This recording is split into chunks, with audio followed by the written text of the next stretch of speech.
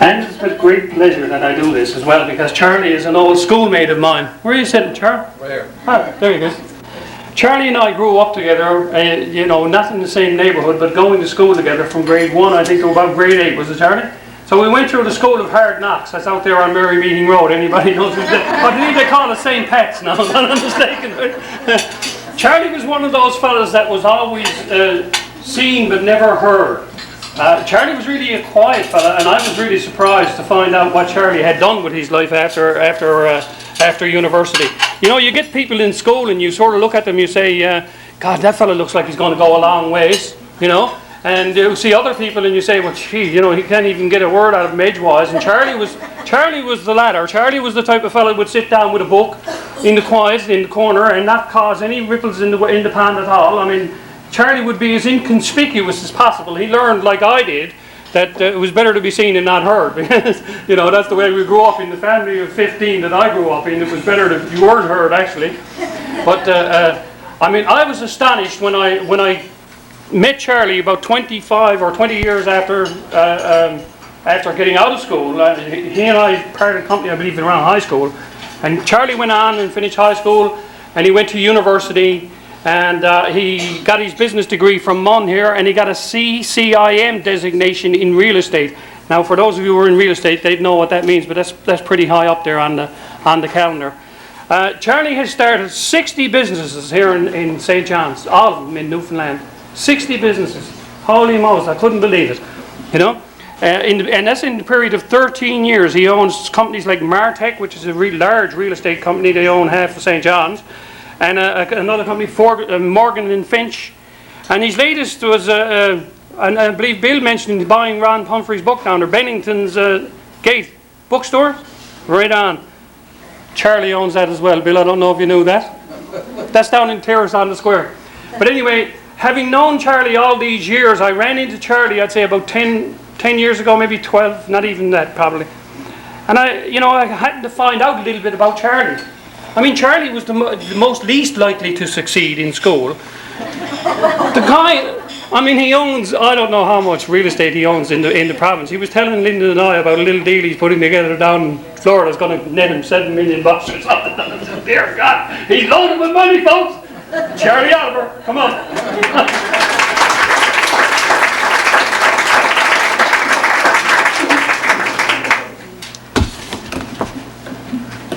I'm going to be convinced to use this other mic for a little bit of time, as our friend with the camera would like to keep me in one place.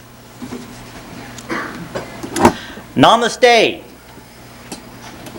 That which is good, wholesome and positive in me greets that which is good, wholesome and positive in you. The divinity deep inside of me greets the divinity deep inside of you. We're introducing a little Sanskrit to go along with the Chinese. It's a very, very, very powerful Sanskrit greeting. It takes us from our inner core and it speaks to the other's inner core. Now, I guess the reaction some of you will have to that is, oh my God, this guy is going to preach to us today and it's not even Sunday. Okay? Well, you're right. I am going to do just that. Bill Galton and I bumped into each other when he walked out of my bookstore after buying 480 titles that just dumped their stock on the first day. And we chatted briefly about what I was doing and what I had done in business and what you all do here. And he said, you know, why don't you come and speak to us? And I said, sure, I'd love to. I've lived 13 years with a low profile.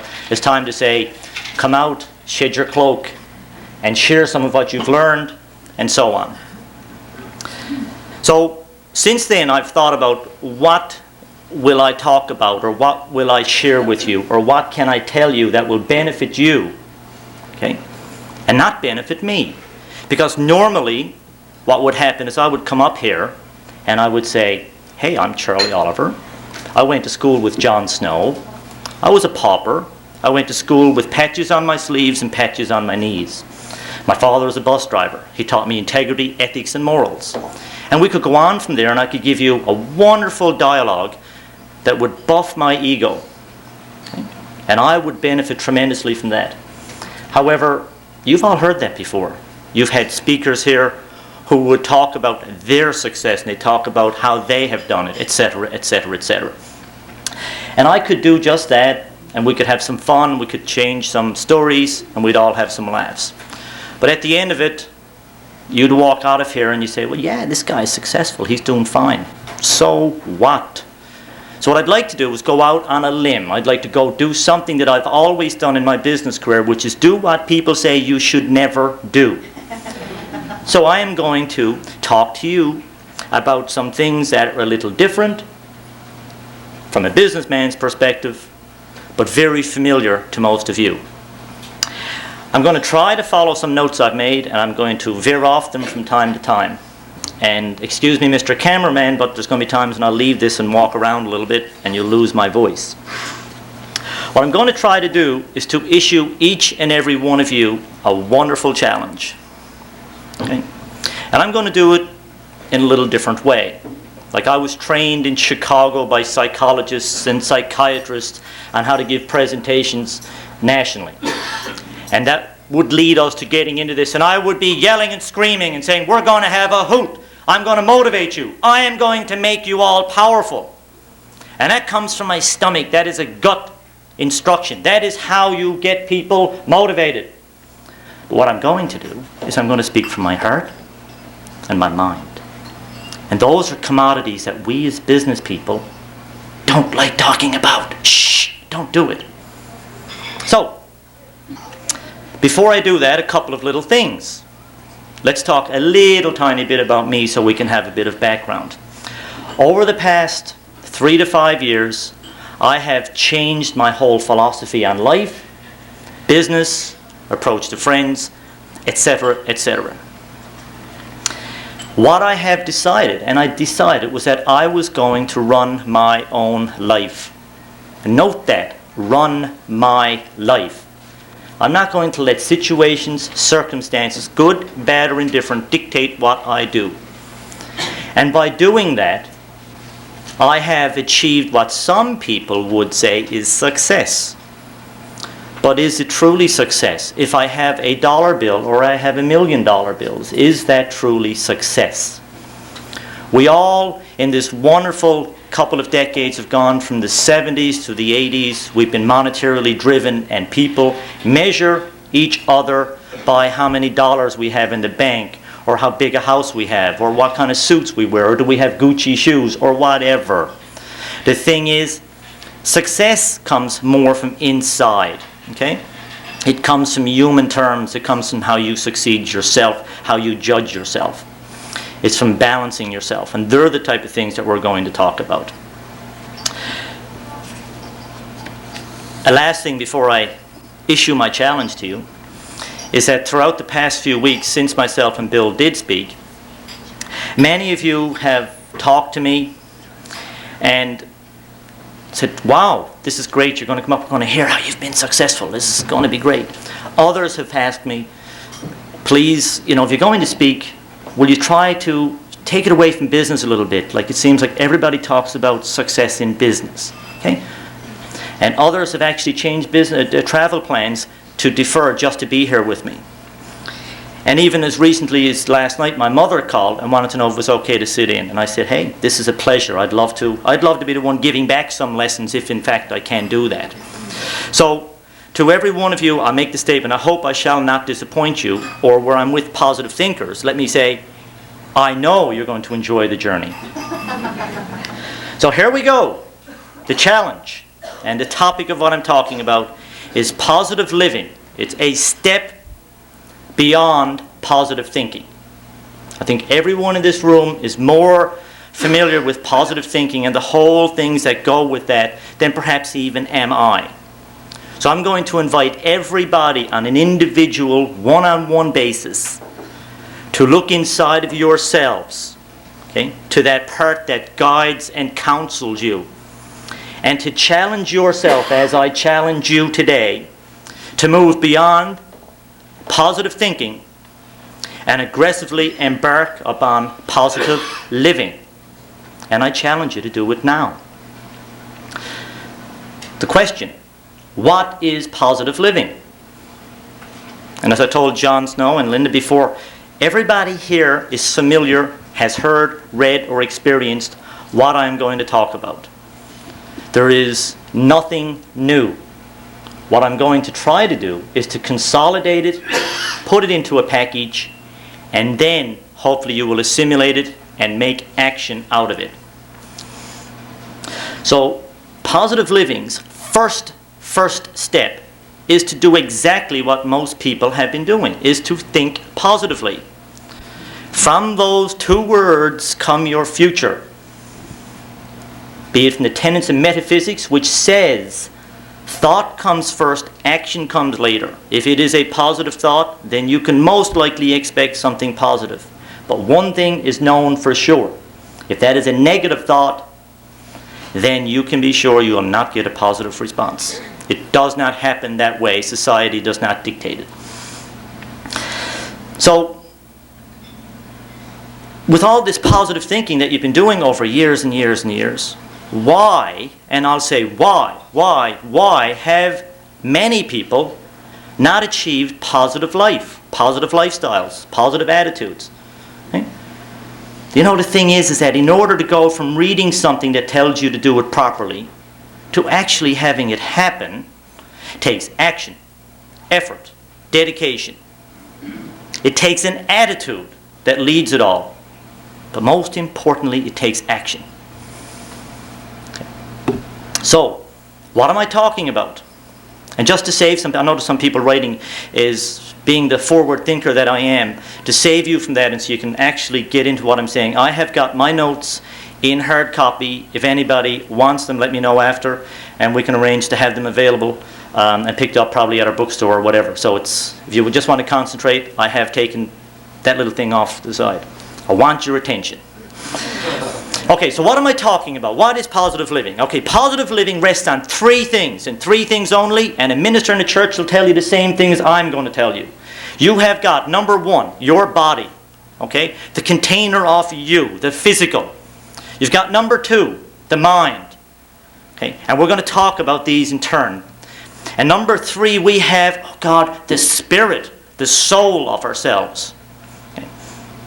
So, the key to living positively involves the simple thing of achieving harmony and balance amongst these three components. It involves integrating them all into one seamless whole so that they are not acting day in, day out as separate and distinct entities, but as one. And that is not easy, and that is a challenge. So let's start with the body, which most of us are very familiar with. Like, in your readings, you would probably have encountered a very truly highly motivated individual called Anthony Robbins. Unlimited Power, Awaken the Giant. Well, in his books, he has religiously referred to the thing that your body is like a machine. It reads something like this, paraphrase. The body is the machine that houses the more important parts of you.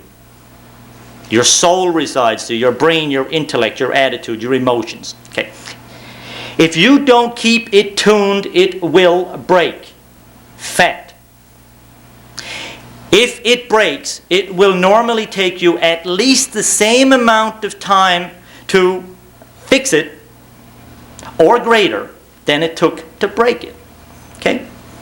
But the thing is, with a lot more grief. Example, 3 years ago, I decided I want some time off. I've worked for 10 years. I've worked 7 days a week and on, and I am getting tired.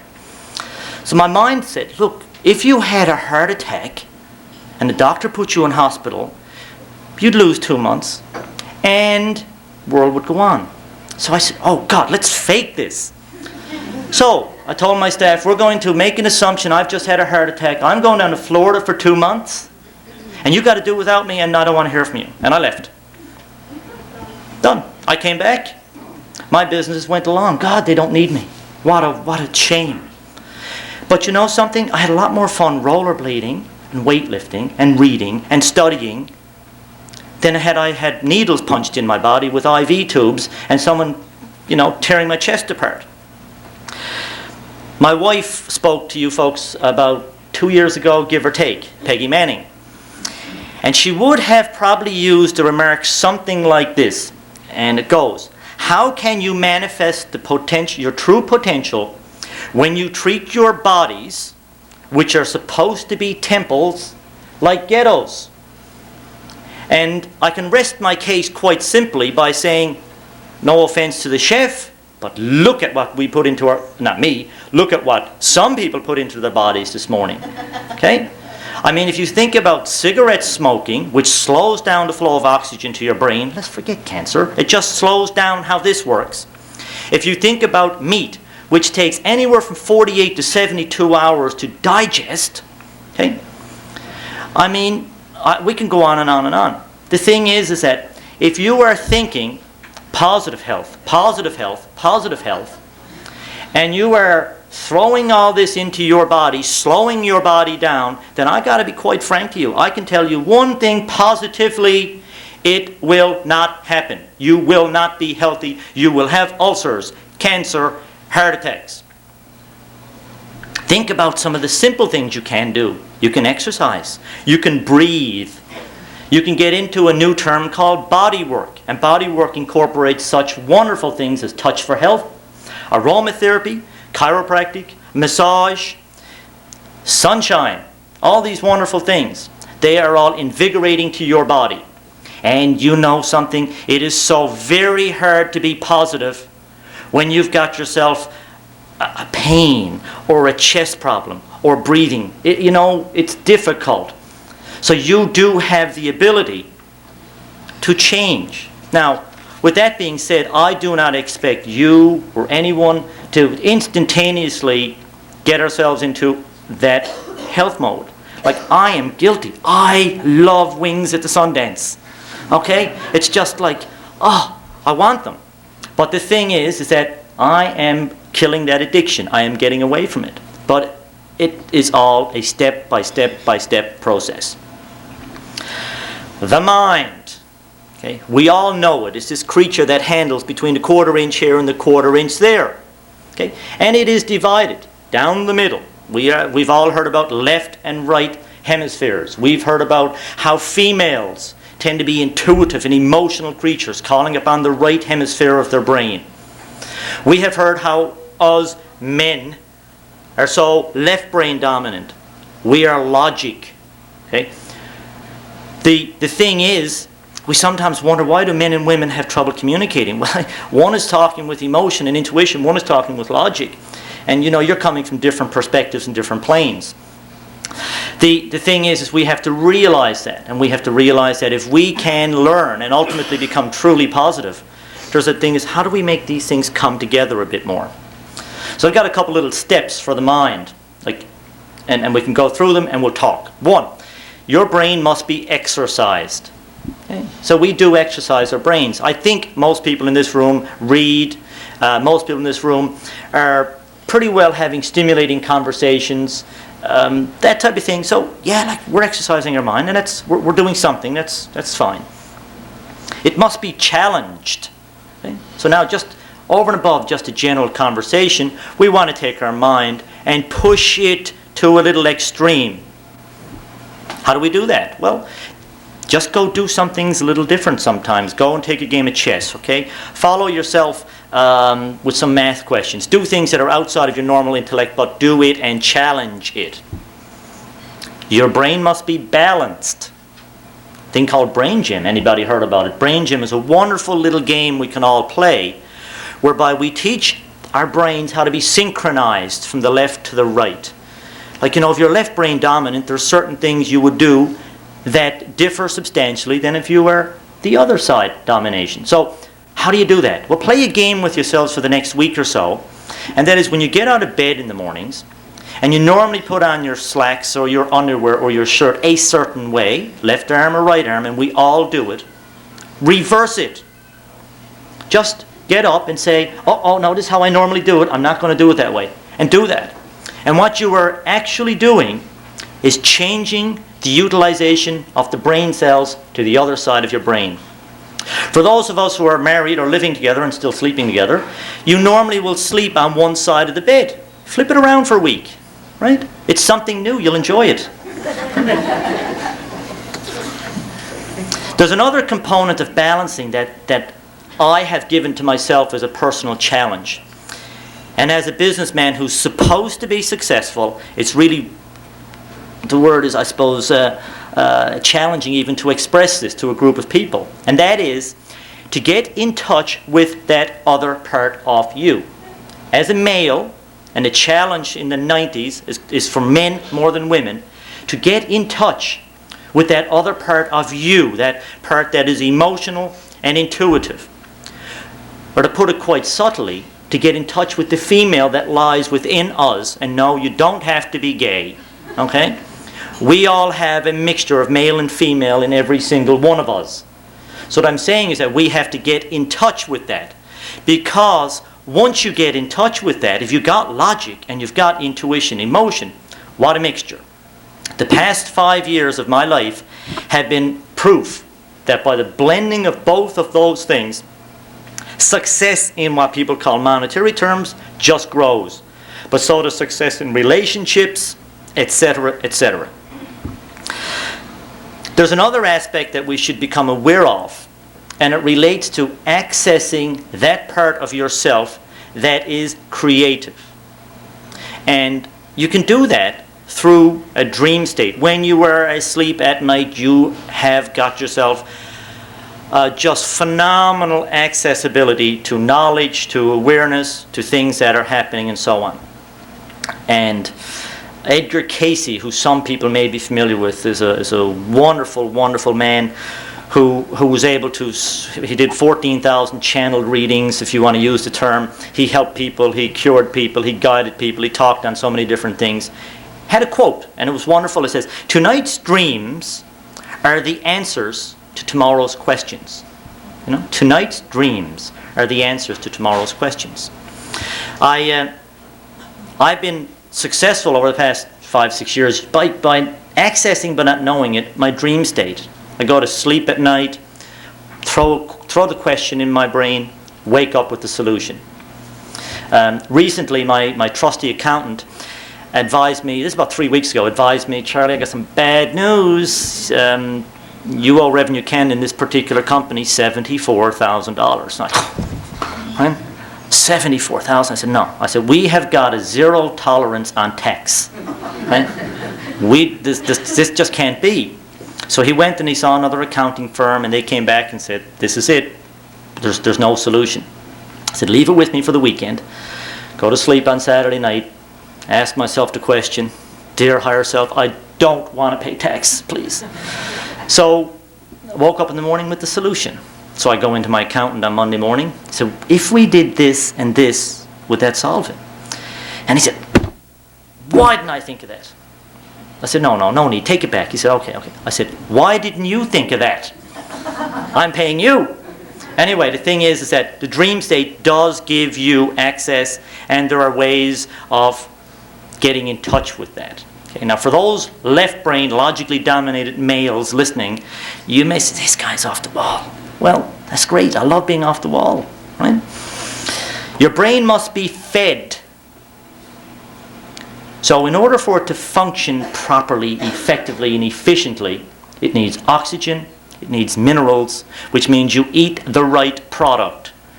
You put oxygen there. And the greater the flow of oxygen to your brain, the more useful it will be to you. And for you smokers, realize this little paradox.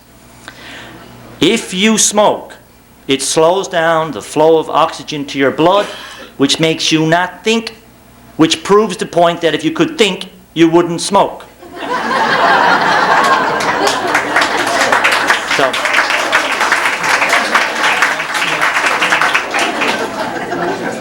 okay, your brain must be controlled. Now, this is an interesting one.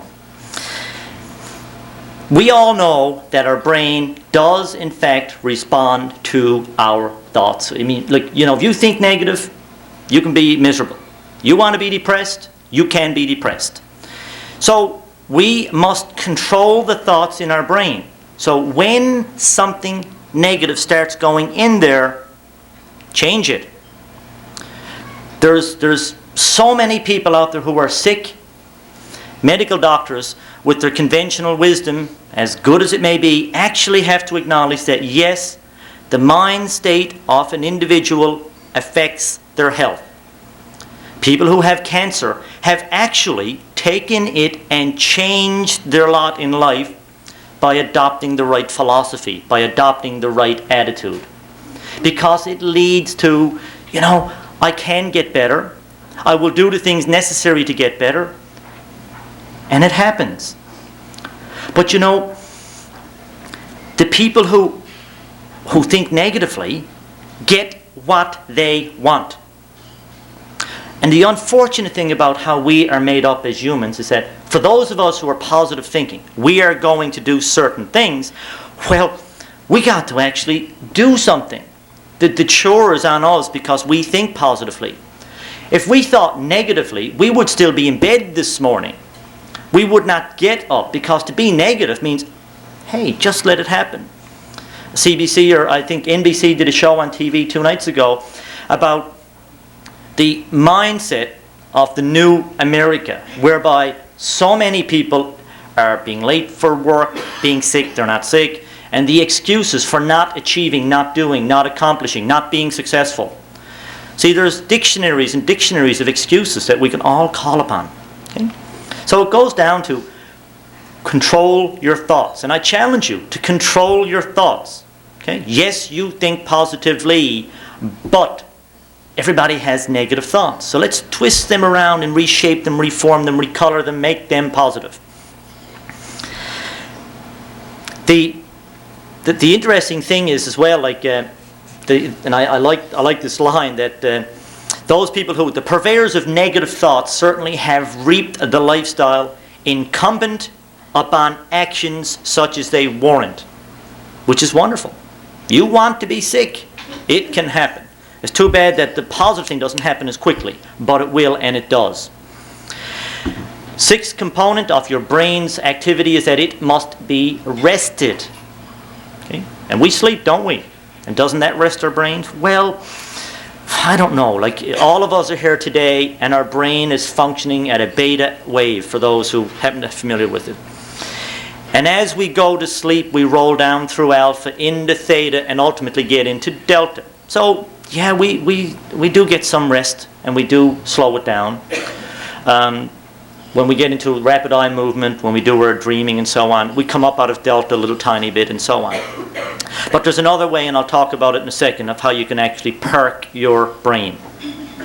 Okay, my third pillar, and probably my favorite one, is spirit and spirituality. And the reason it's so precious to me is that businessmen normally don't talk about it. Okay? But just to give me some support, because I need support when I talk about spirituality, so people don't say, okay, I'm shutting off here now, this is not for me. Let me throw a couple of names at you. Stephen R. Covey, okay, wrote book, 7 Habits Highly Effective People, Principle-Centered Leadership. He has unlocked his beliefs on the importance of spirituality.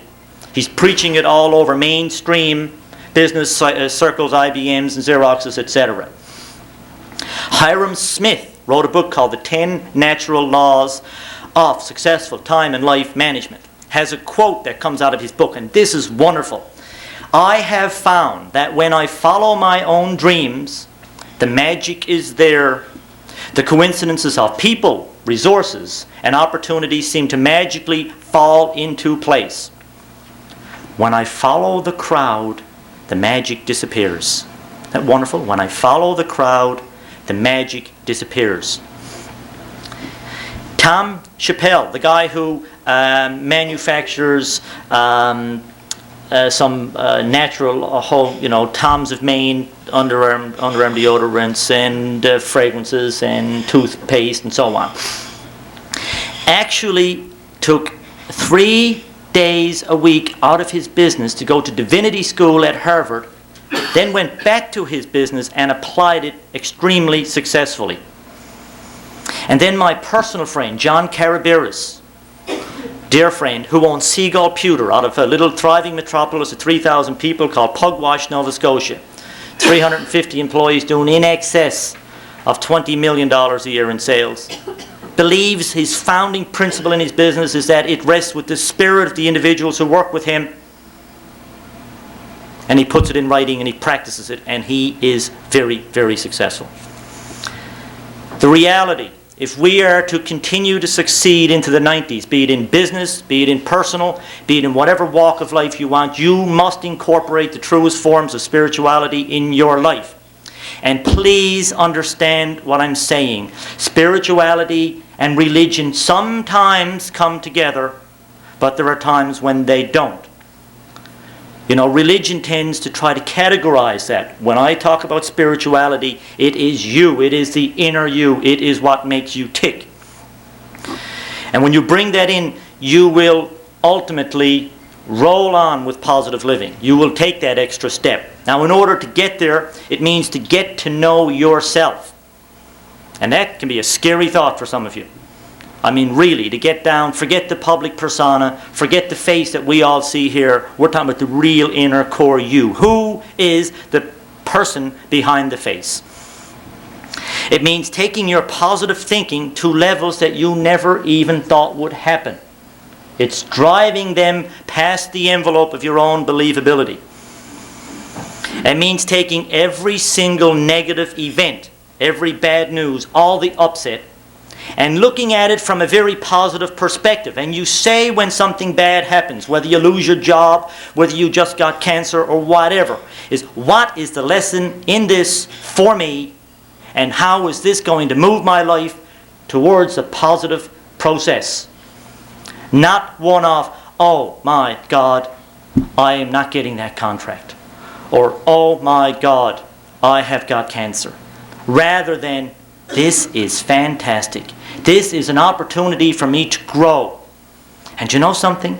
Everybody I have encountered throughout the past 5 years who have had cancer, heart attack, or lost their jobs, and are 2 or 3 or 4 years after with this philosophy, are more complete individuals, are happier individuals, are more positive all the way around, and they are putting out so much energy and love and that to the people who come in contact with them, that thank God it happened to them.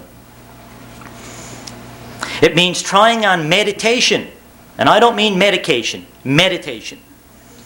You look to your higher self, to spirit guides, to following your intuition. It means respecting your neighbor, your co-worker, your dog, the environment. It means giving up your addiction to the outcome and get into the process. Enjoy the present.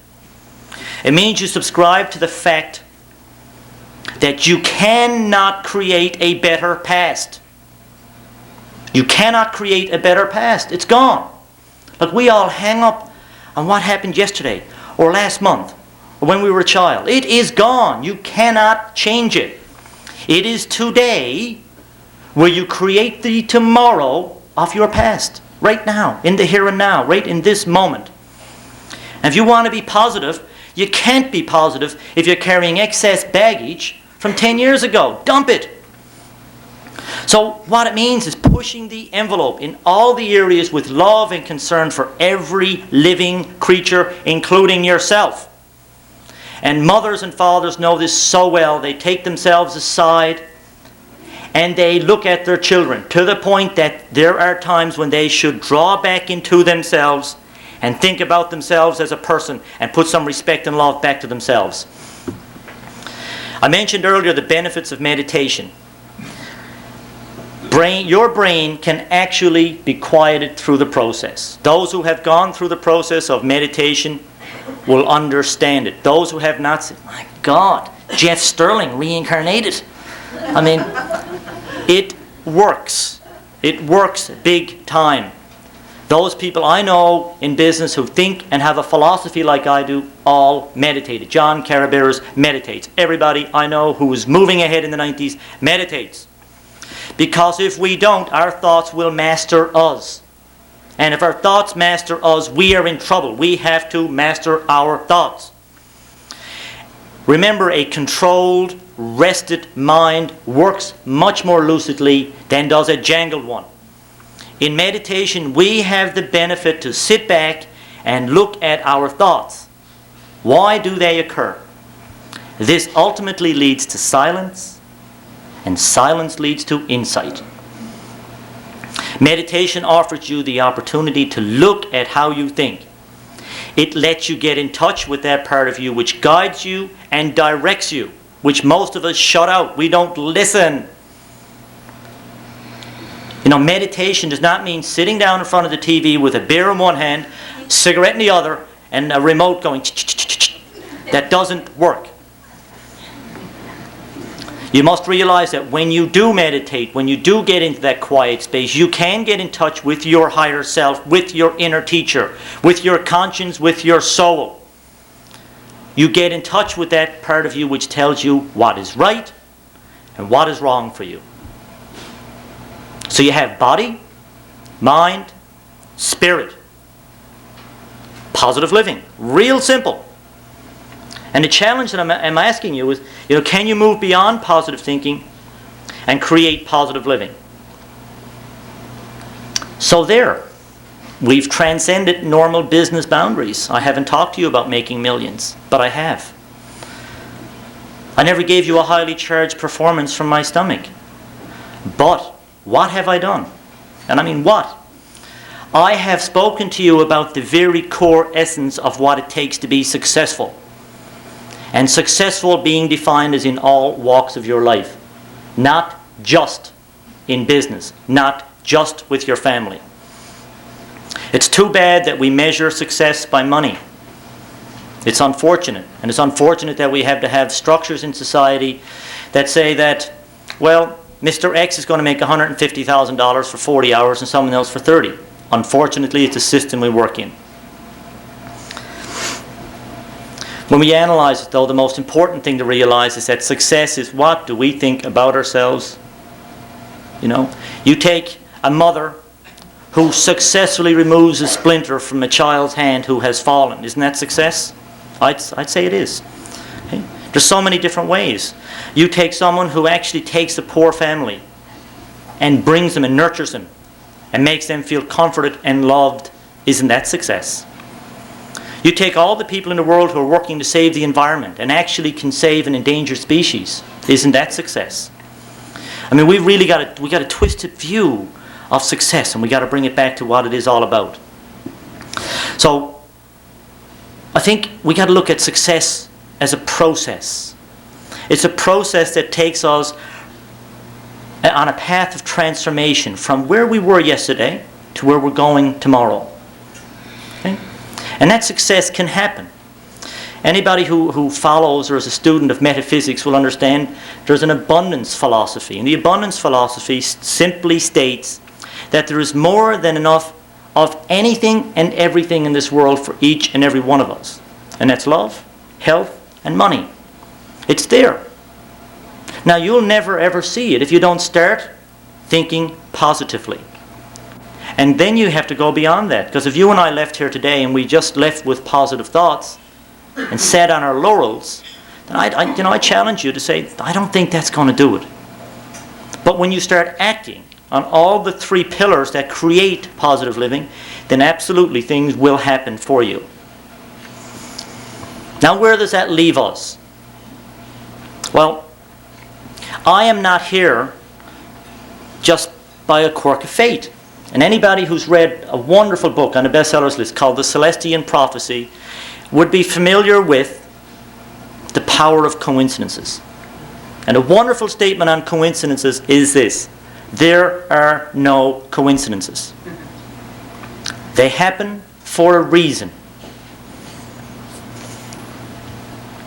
What we have to do is we have to learn to get in touch with the coincidences in our lives. It is absolutely a coincidence that myself and Bill bumped into each other. It is an absolute coincidence that I'm here speaking to you, and it's an absolute coincidence that you are here listening to me. Now, what you have to do when you leave here is to take that coincidence and call upon your higher self, call upon your intuition, and find out why did it happen and what is in it for me. And that is the challenge, is what am I going to take away from this? This guy talked a good line, This guy could preach and do all these wonderful things. So the challenge to you is to move to a new level, to get you beyond where you were when you started here today, and to bring you to a new place, a higher place, a warmer place, a more positive place. So the closing lines go like this. I want you to start living positively with attention to achieving the balance amongst the body, mind, and spirit. I challenge you from my heart to live positively and to achieve all that is possible for you in this life. I challenge you to prove to yourself that you are the legend you see in other people, the success you see in other people. All the goals that you want can be achieved when you move yourself away from just thinking into acting. And I challenge you to start now. And so it is.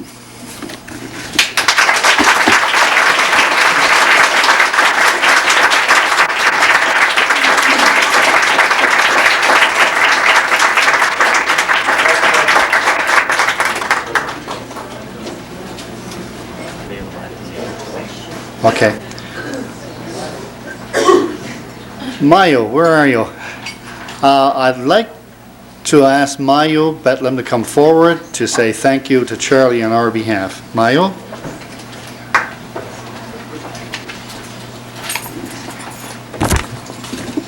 Namaste. I'm a left-brained, logically dominated, non-smoking female.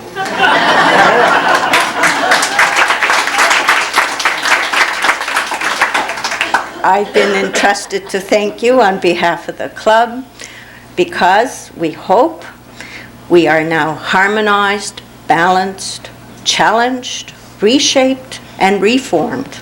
We thank you.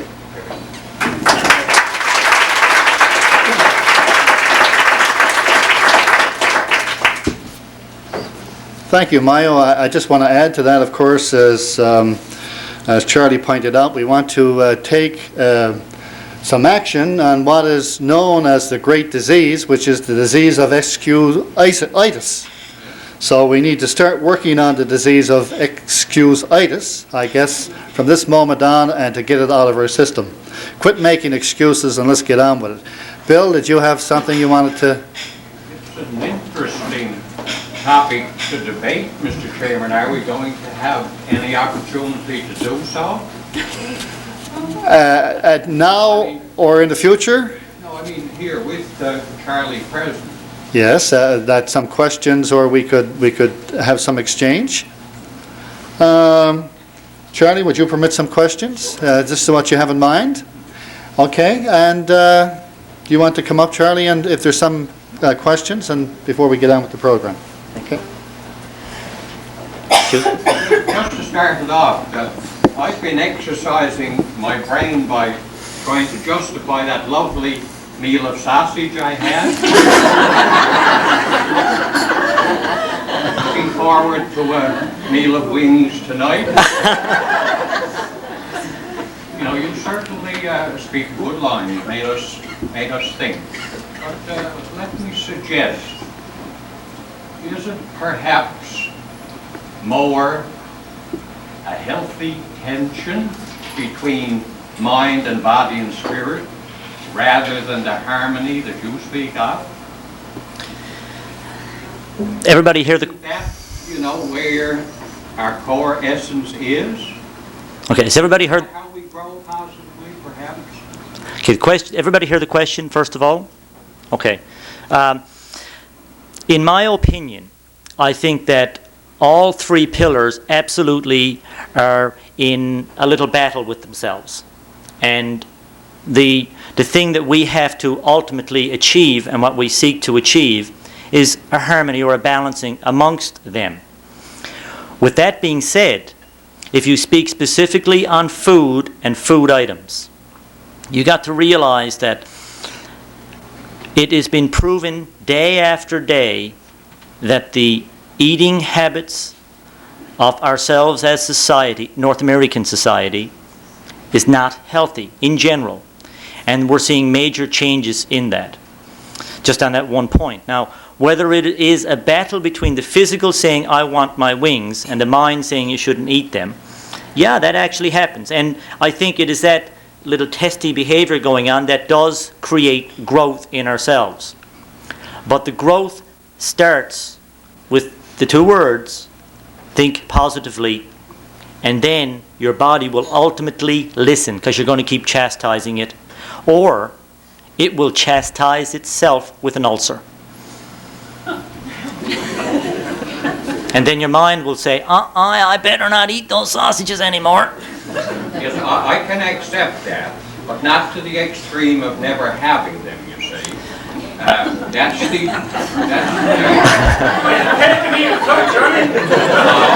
Okay, let me support that. the other extreme. Okay, let me support that. Dr. Cosmas Ho is a medical doctor in St. John's, practices a holistic lifestyle, Chinese acupuncture, etc. His words to me are, you require at least twice a month red meat, because there are certain amino acids in the red meat that you cannot get anywhere else. And he preaches balance.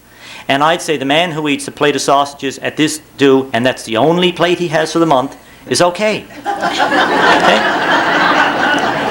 And that's what I'm attempting to say. Absolutely.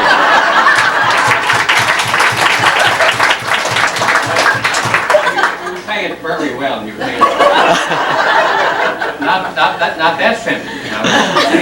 Because really it is a healthy tension rather than a complete harmony. We're never going to achieve that. Yeah. We're always going to have this give and take between the three essences that make up our being. Absolutely. But what has happened, unfortunately, is there's been a void of attention to the spirituality side. We've become very, very materialistic people. And I think the 90s, and as we approach the turn of the millennium, you're going to see a lot more attention to spirituality. Like, we've been catering to our bodies and we've been catering to our minds. And now it's time to cater to our inner self. And I think that's probably a principal message to come out of this. And we're fortunate in our culture not to have lost that in very large part, the spiritual part of our being. Although, as you say, there has been much emphasis on the materialistic this last few years. Mm-hmm. Well, the 80s were, an era of decadence. Do you have a question, John? I like that word, decadence. Question? Yeah, Oh. I gotta have the microphone because I'm against talk. My wife was delighted. Aaron, I'm just thinking that you mentioned about putting on your clothes in the morning, and possibly rather than putting on your shirt first, you put on your pants first, maybe. No. You put your left leg in first. Yes. So put your right leg in first. Yes, okay, I do that. Okay, and I would like to depends on what you have on in the nighttime, of course, yes. Yeah, whatever. Anyway, I would like to just expand, maybe get a comment from you on the thought that, for example, we come here every month, and most of us will sit in a spot, one corner, in the middle of the room, wherever, every time. We will not dare go to the corner if we're used to the middle. We go to a theater, and we always sit either in the front or the back or wherever, regardless of eyesight, doesn't make a difference. We will go to church maybe, and always sit wherever. I'm suggesting we should try to sit somewhere else, a different part of the room. Would you have anything to say about that? A couple of things. First of all, for those of us who... Crazy.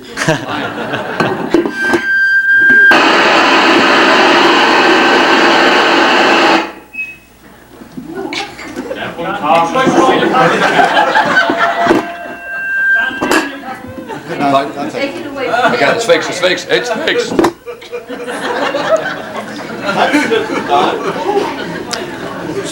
For those of us who go to restaurants and sit in corners, there's a theory behind that, and being a businessman, I can attest to this one, is we like to sit in the corner so that our creditors can't get at us from behind. I think the exercise that you described of going to the same location all the time is one of a cave syndrome. We like going back to where we feel comfortable. And yes, it would be good to, if you're at an arrangements like this, for people to sit at different tables with different people, because you get different conversations, different perspectives, and so on.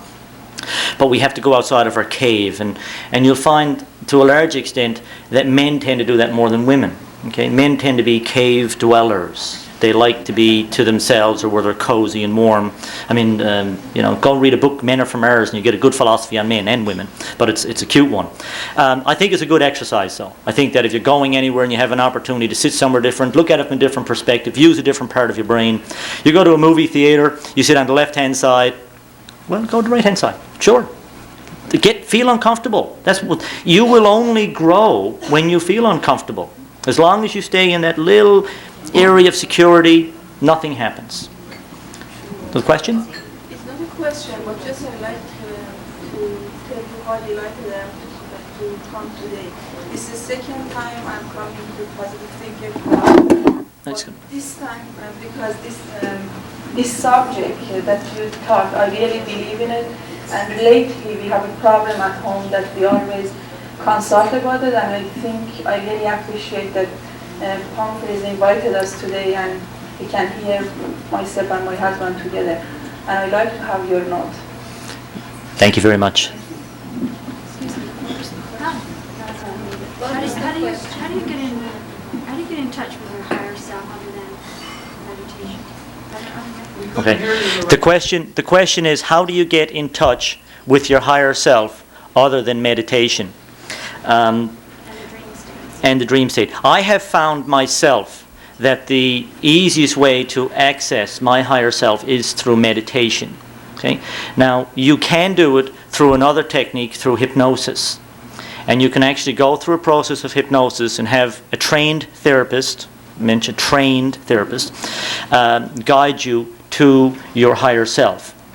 And again, this is an interesting subject because we're now talking about an intangible. But what we're talking about is something that we've all been aware of. And if we can use the word conscience, that would probably mean a lot more to people than higher self. But they sort of interrelate. But meditation is the easiest way. And meditation sounds like it's a science. Meditation is stopping your brain. You can do it dancing. You can do it running. Joggers actually get themselves into a state of meditation. And all you got to do to meditate is to stop, close your eyes, breathe, and concentrate on your breathing. Now, if you do that for 2 minutes, you have meditated. The trick is to extend that time. And every time your mind wanders, every time you go and a thought comes into your mind, or whatever, go back, focus on your breathing, and that will sort of center you, ground you, to use the terminology. And then for those people who want to push that a little bit further, there is a thing called a third eye, which probably most people realize around here. If you close your eyes and you look up towards the third eye and concentrate on your breathing, you will access easier. But it's wonderful, and over the next 6 to 8 months there will be lots of opportunity to be exposed to meditation in the city, because there's going to be sessions offered and get people aware of it and so on. Okay? Sure. Any? Yes. See that I'm your mother. I really appreciate your speech.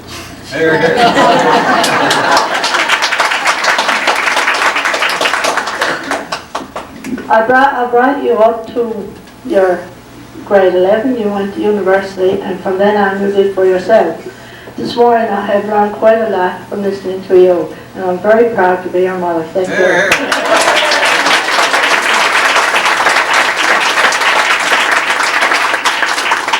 How do I respond to that? Thank you, Mom. Are there any other questions? Charlie, I'd like to point out something. There is a couple here. I won't say in the back or front or anywhere else. I don't want to draw any attention to that particular couple. But because... Well, oh, no, I'm not. I don't care about the camera. We want to see you later on. Oh, yeah, well, here I am, but I don't care about it. There's a couple here I invited to this morning, not knowing who was speaking, and not knowing the gentleman who spoke. I had heard of the man many times, but really this is our first time meeting. You addressed a certain problem with that particular couple in this room this morning, and you paid some attention to it, and it pleased me very much, very deeply, in my spirit and in my mind. Now, I just want you to confirm that we never talked about that subject, you and I. That indeed you and I just met. That we didn't discuss anything about what you were going to say this morning. Absolutely. And thank you, Ron. And the thing is about that, and I'll again emphasize, a book is one of my favorite books, The Celestion Prophecy, and it talks about the power of coincidences in life. And I think it's a good book to be read by everybody. But if you have interest in this type of subject matter, and talk to me sometime, and like the question before, if you want a copy of my transcript, I'll have them left at Bennington Gate, which is our little bookstore, and just go up and ask someone, tell them you're at this session this morning, and they'll have copies. I'll have them there this afternoon. Any other questions, any comments? It's not a question, but since your mother got up and spoke to you, I'd like to say to you that do you have any idea how much your father did for the children of St. John's when he went from school to school, training? Just like to remember that, and I'm sure he'd be very proud of you. Yeah, absolutely.